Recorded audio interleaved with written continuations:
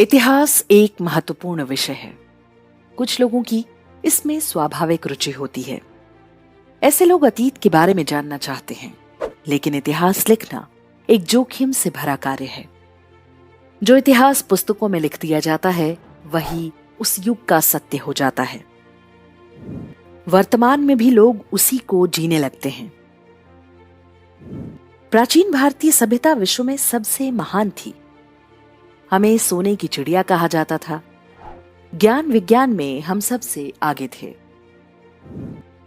इतिहास पढ़ने वाला ऐसी ही पंक्तियों में खो जाता है। वो ये नहीं सोच पाता कि तब हम इतने संपन्न क्यों थे और अब उतने संपन्न क्यों नहीं हैं। तब हमारा समाज जातीय भेदभाव जैसी कुरीतियों से दूर क्यों था और अब क्यों हम अपने ही भाइयों से भेदभाव और अपने पराये जैसी भावनाएं रखते हैं। इतिहास इन्हीं प्रश्नों का उत्तर जानने के लिए है, पर इतिहास साक्षी है कि इतिहास से कभी कोई कुछ नहीं सीखता। छत्रपति शिवाजी जब छत्रपति बने, उनका राज्याभिषेक हुआ, तब औरंगजेब अपने तख्ते ताऊस से उतरकर जमीन पर बैठकर खुदा को याद करने लगा था। राजा तो कई थे देश में, पर छत्रपति जिसके सिर पर धर्म की छत्र छाया हो, जो राजा होने का अर्थ समझता हो, जो अपना राजा होना दुनिया को मनवाने का हठ लिए बैठा हो, वैसा कोई अब तक ना हुआ था। छत्रपति का उद्देश्य क्या था? हिंदवी स्वराज्य। पर उन्हीं छत्रपति के पोते शाहू जी ने पेशवा बाजीराव के हाथ रोक लिए जब वे मुगलों का समूल नाश करने की क्षमता रखते थे। क्यों? शाहू जी ने मुगल सत्ता को बनाए रखने का, उसे संरक्षण देने का समझौता कर लिया था। दादा ने हिंदवी स्वराज का सपना देखा, उसे सच करके दिखाने के लिए अपना पूरा जीवन बलिदान कर दिया। फिर उन्हीं का पोता उसी छत्रपति सिंहासन पर बैठकर हिंदवी स्वराज के ठीक विपरीत वचन दे देता है। शिवाजी ने अष्टप्रधान बनाए, अर्थात 8 मंत्री, जिनमें प्रधानमंत्री अर्थात पेशवा, सेनापति, न्यायाधीश इत्यादि थे। शिवाजी के समय सबका समान महत्व था। फिर प्रधानमंत्री को अष्टप्रधान का प्रमुख बना दिया गया। बाजीराव पेशवा पूरे उत्तर भारत को अपने अधिकार में ले आए। उनके भाई ने पुर्तगालियों को खदेड़ डाला। बाजीराव ने होलकरों और शिंदों को सशक्त बनाया, उनके साथ युद्ध में लड़े, उनके साथ भोजन किया। बाजीराव जाति से ब्राह्मण थे, पर अपने साथियों के साथ बैठकर कभी कभी मांसाहार भी कर लेते थे, और यही उनका सबसे बड़ा पाप हो गया। पुणे के ब्राह्मणों ने भी उनका त्याग कर दिया। जिस धर्म के मंत्र में गंगा, यमुना, नर्मदा का नाम आता हो, जो सदियों से विधर्मियों के आधिपत्य में रही हो, जिस व्यक्ति ने उन्हें मुक्त करा दिया, उसका ही तिरस्कार किया गया। बाजीराव एक मुस्लिम महिला से प्रेम करते थे। घर वालों अर्थात पुणे शहर वालों का मानना था कि यदि मस्तानी हिंदू होती तो कोई समस्या नहीं थी, पर मुसलमान होने के कारण उससे विवाह नहीं किया जा सकता था। स्वधर्मियों के परिवार के ऐसे व्यवहार से वो वीर अंदर से खोखला होता गया और इसी दुख में मर गया। सारे ही मराठे छत्रपति शिवाजी को देवता मानते हैं, किंतु कुछ ही वर्ष पहले का शिवाजी का इतिहास भूल गए। शिवाजी ने एक नहीं कई अवसरों पर हिंदू से मुस्लिम बने लोगों की घर वापसी कराई थी। इस्लाम त्याग कर हिंदू बना एक सेनापति जब ये समस्या लेकर आया कि कोई हिंदू उसके बेटे से अपनी बेटी नहीं ब्याहना चाहता, तो शिवाजी ने अपनी सबसे प्यारी बड़ी बेटी का विवाह उसके बेटे से कर दिया था। क्या मस्तानी को हिंदू नहीं बनाया जा सकता था? मस्तानी की कोख से जन्मे बाजीराव के पुत्र शमशेर बहादुर को मुस्लिम के रूप में क्यों पैदा होना पड़ा? कितने ही शमशेर हिंदुओं की ऐसी ही ऐतिहासिक मूर्खता के कारण शमशेर बनकर पैदा होते हैं।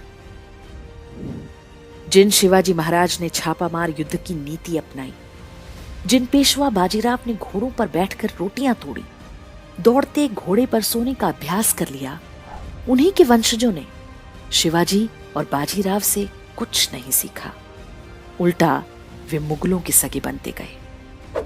सदाशिवराव कहते रहे कि केवल सेना पानीपत जाएगी, पर उन्हें और सैनिकों को साथ ले जाने के लिए विवश किया गया, और वही उनकी हार का कारण बन गया। होलकरों के यहां एक दासी पुत्र यशवंत राव जब शक्तिशाली हुआ तो उसे पेशवा बाजीराव द्वितीय ने अपनाया ही नहीं। यशवंत राव पूरा जीवन युद्ध लड़ते रहे। एक समय ऐसा भी आया जब वे पेशवा से अधिक मान्य हो गए, पर अब भी स्वामी भक्त बने रहे, भले ही स्वामी ने उन्हें कभी स्वीकार नहीं किया। यशवंत राव पूरे देश से अंग्रेजों को खदेड़ने के लिए सामर्थ्य जुटा रहे थे। कलकत्ता पर धावे की तैयारी में थे कि अंग्रेजों को भगाकर ये देश पेशवा को अर्पित कर देंगे। और पेशवा ने क्या किया? खुद को, पेशवाई को और हिंदवी स्वराज को अंग्रेजों को बेच दिया सालाना पेंशन के बदले। यशवंत राव फिर भी जुटे रहे। उन्हें बड़ी आशा थी सिखों से, महाराजा रणजीत सिंह से। महान रणजीत सिंह ने क्या किया? यशवंत राव की छावनी नदी किनारे डेरा डाले रही, पर उन्हें कोई सहायता नहीं मिली। सिखों ने भी धोखा दिया। वर्षों के अथक परिश्रम और अपने अधिपति द्वारा ठुकराए जाने के मानसिक आघात ने यशवंत राव को ले लिया। इतिहास भरा पड़ा है कि मुगलों ने सिखों को कितना कष्ट पहुंचाया।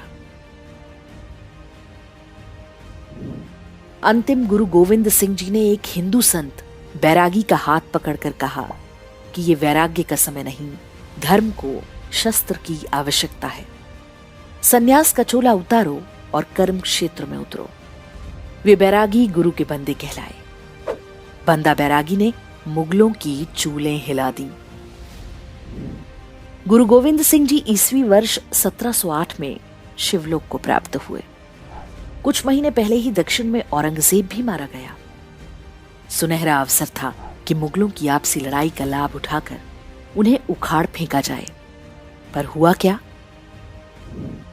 मुगलों ने दिल्ली में रह रही गुरु की पत्नी से संपर्क किया और निवेदन किया कि वे बंदा बैरागी को रोकें। गुरु पत्नी ने बंदा को चिट्ठी लिखी कि युद्ध बंद कीजिए, बादशाह आपको जागीर और पेंशन देगा। बंदा ने उत्तर भेजा कि वो गुरु का बंदा है, गुरु के आदेश से धर्म की रक्षा को निकला है, पीछे नहीं हट सकता। गुरु पत्नी ने इसे अपना अपमान माना और सिख सरदारों को लिखा कि वे बंदा का साथ छोड़ दें। और सिखों ने उस बंदा बहादुर के साथ छल किया जिसने उनके गुरु को दिए वचन के लिए शास्त्र छोड़कर शस्त्र धारण किया था। बंदा बहादुर को उनके 700 से कुछ अधिक वीरों के साथ बंदी बना लिया गया। प्रतिदिन 100 के हिसाब से उन वीरों की हत्या कर दी गई। सारी हत्याएं बंदा के सामने हुई। अंतिम हत्या बंदा के अबोध बालक की हुई। सिख समुदाय ने अपने ही गुरु अर्जुन देव, गुरु गोविंद सिंह जी, 4 साहबजादों का इतिहास कितनी जल्दी भुला दिया। श्री राम ने बाली को मारा, रावण का वध किया, पर उनके राज्यों से कोई संपत्ति अपने लिए नहीं रखी। पर राजस्थान के 2 राजपूत राज्य मतीरे यानी तरबूज के लिए लड़ मरे। राजपूताना गौरव को तरबूज जैसी नगण्य चीज से तौल दिया गया। शिवाजी महाराज ने छिपकर युद्ध करना सिखाया। महाराणा प्रताप ने भी छापामार युद्ध का उदाहरण दिया। स्वयं श्री राम ने बाली का वध छिपकर ही किया था। श्री कृष्ण ने चालाकी से काल यवन को मुचकुंद के हाथों मरवाया, पर इनसे कितनों ने कोई सीख ली। पूजते रहे राम और कृष्ण को, गर्व करते रहे शिवाजी और प्रताप पर, लेकिन किया उनसे उलट काम। इतिहास बहुत गौरवशाली है, इतिहास बहुत कठोर है। इतिहास सबसे अच्छा गुरु है यदि आप वास्तव में कुछ सीखना चाहते हैं तो। नहीं तो हर किसी के पास कहानियां हैं कि उनके बाप दादाओं के समय घर पर हाथी बंधा रहता था और घी की रोटियां खाते थे।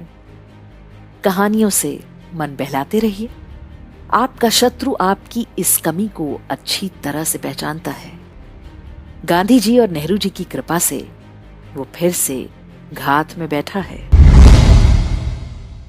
सनातन एकता शक्ति। हमारा मुख्य उद्देश्य समाज के सामने सच रखना और जागरूकता लाना है। आप इन वीडियो को समाज जागरूकता के लिए जैसे मर्जी यूज कर सकते हैं। जय श्री राम, जय सनातन।